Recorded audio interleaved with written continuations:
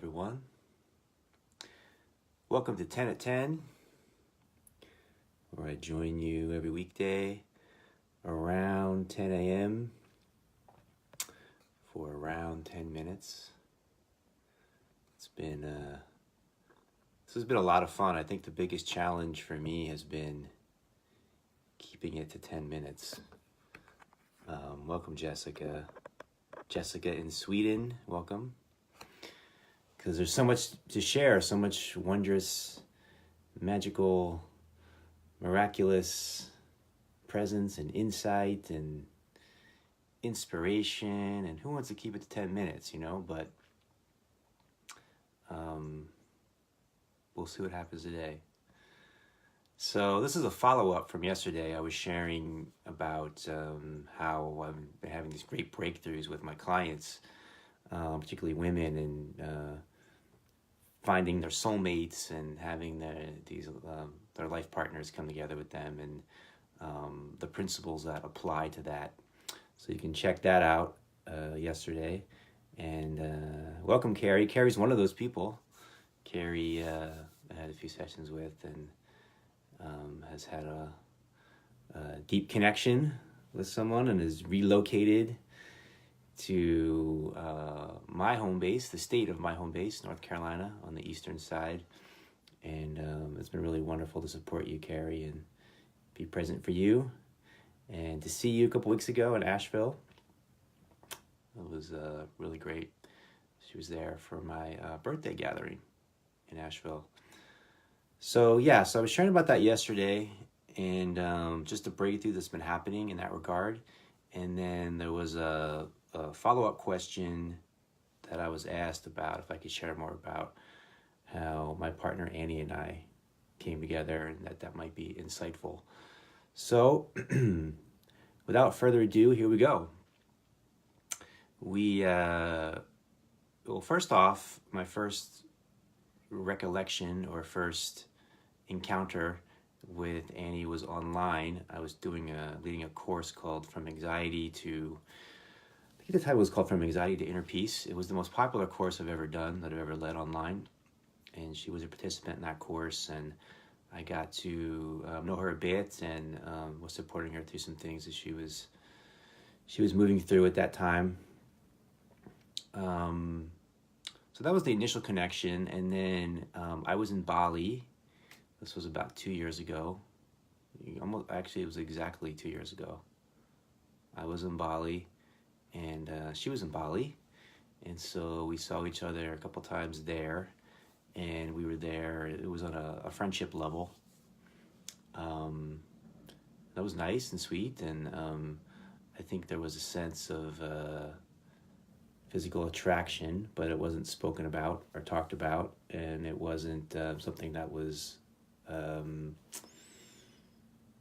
that I felt available for at that time to kind of open up any further. So I'm just going to speak for myself here and my own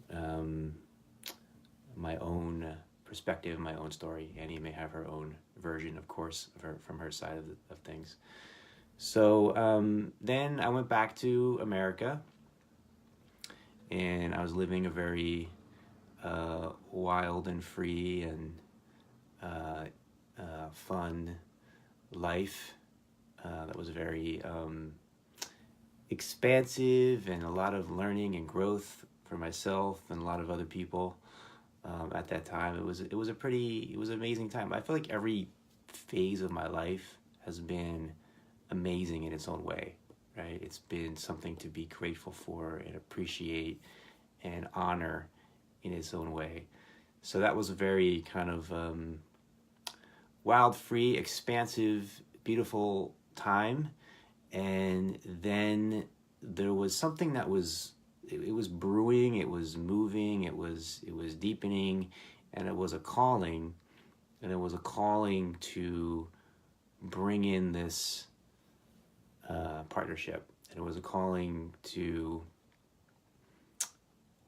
all the things that I've been doing. Welcome, Courtney. Thank you. All the things that I've been doing, I've been traveling the world, I've been sharing retreats, I've been sharing workshops, I've been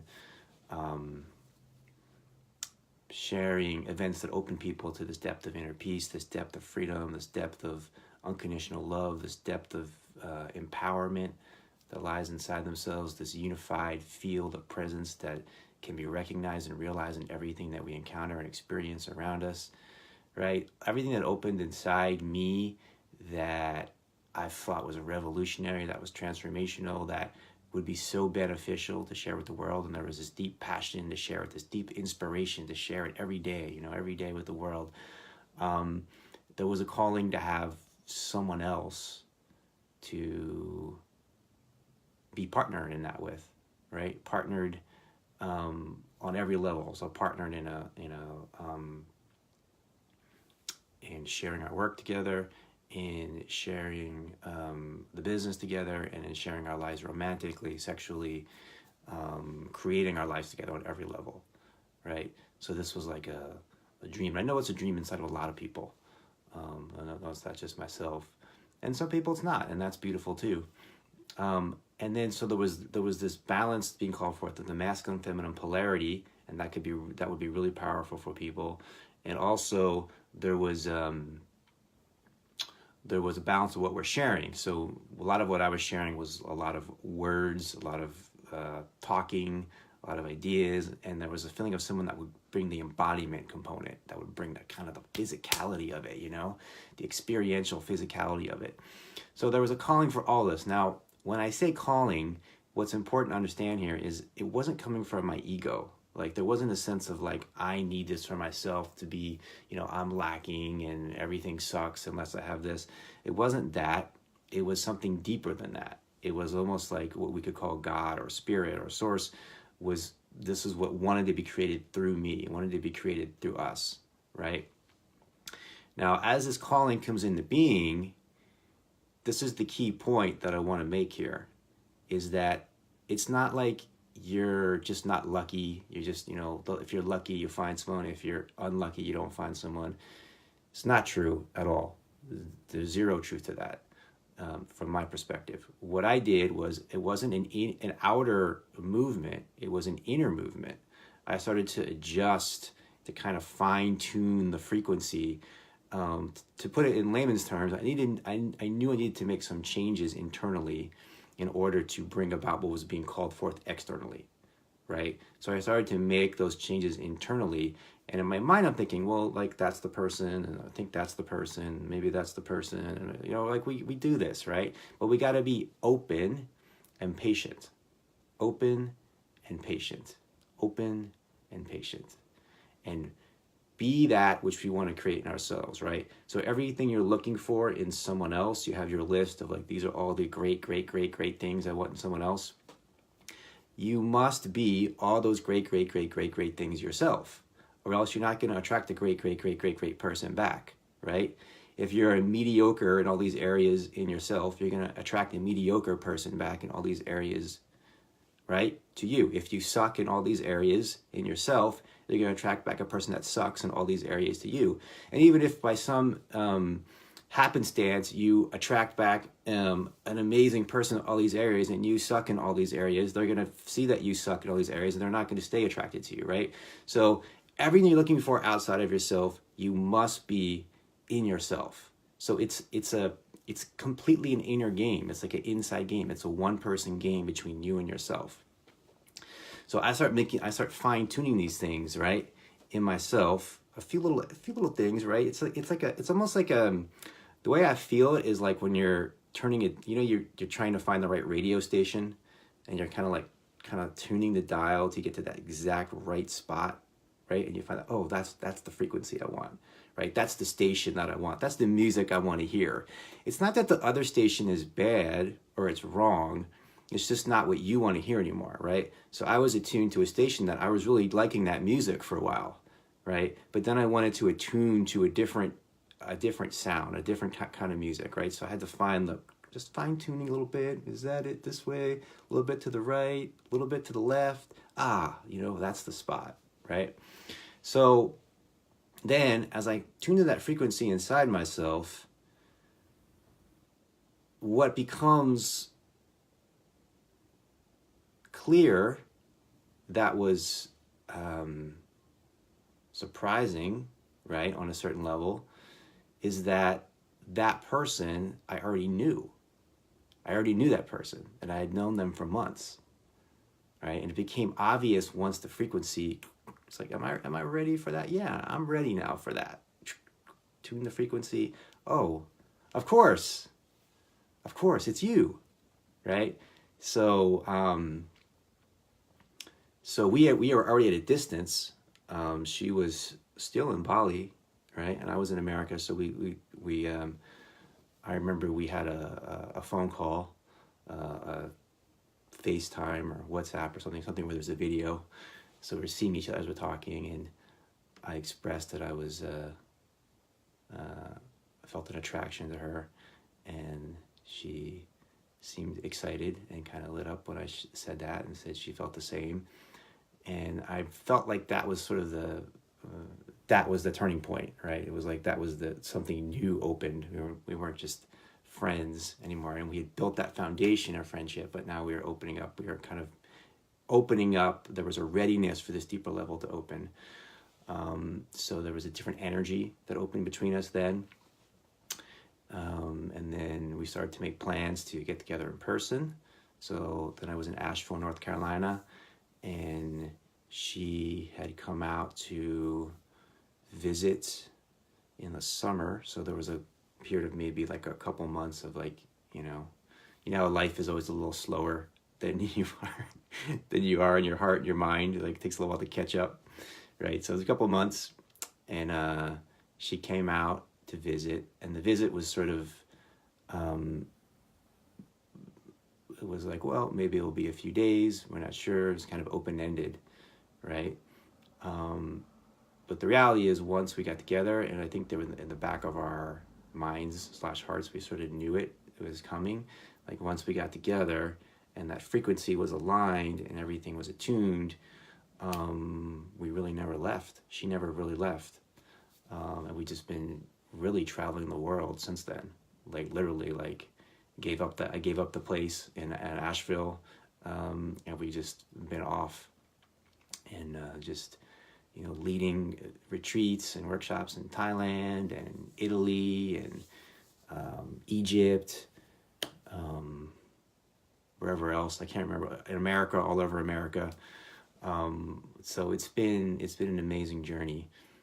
The other main point I want to share, I'm already over 10 minutes.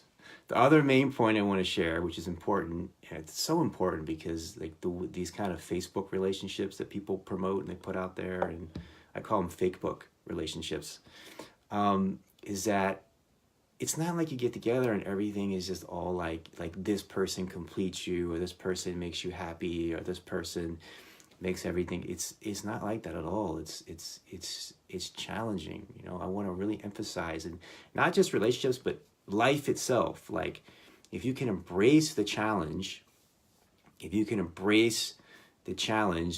relationship, the purpose of the relationship is for you to grow and evolve in your consciousness, to grow and evolve and awaken spiritually. So the purpose of our relationship, Annie and I, is a spiritual partnership, right? It's to grow and evolve and awaken in our consciousness. That's the one purpose. And the other purpose is to be of service to the world. Those are the only two reasons, in my opinion, for me, to be in a relationship with someone. Otherwise, there's no reason for me to be in a relationship with anyone except for basic, animal needs. But there's a lot of ways to fulfill that. So that excites me. To come together to grow and evolve in our consciousness, to awaken in our consciousness, and to be of service to the world. That's exciting. Yeah, I want to be together for that, right? So that means that when you face a challenge, when either one of us faces a challenge inside or a difficulty inside, that's exciting because that's the why we're together. That's the growing edge to grow and evolve and awaken in our consciousness. That's the place to grow and evolve and awaken in our consciousness. So Annie was making this point to me this morning, is like you tune that, and you hit that vibrational frequency, and you bring that person is reflected back to you of who you truly are and who you really are, and that love vibration is there. But then it's not like it's over. It's like you're continually being present to attune with that within yourself every day, right? In all your relationships too, not just your partnership, your romantic relationship, your spouse, but in everyone you're encountering, in all your friendships, your community, your family, your neighbors. It's this sense of continually being aware of attuning to what's inside yourself, and then attracting that, reflecting that back to you, and becoming aware through the relationship of the places inside you that want to be integrated, that want to wake up, that want to evolve, that want to expand, that want to be acknowledged and honored and appreciated and loved, right? And the other person is always just a reflection of us back to ourselves. So a lot more to share, but that's a starting point. You can share any questions you have. I'll look through the comments, and we can continue this tomorrow. There's some links there if you want to dive in with me deeper. And I love and appreciate you all so much. So grateful for you being here. And see you same time tomorrow.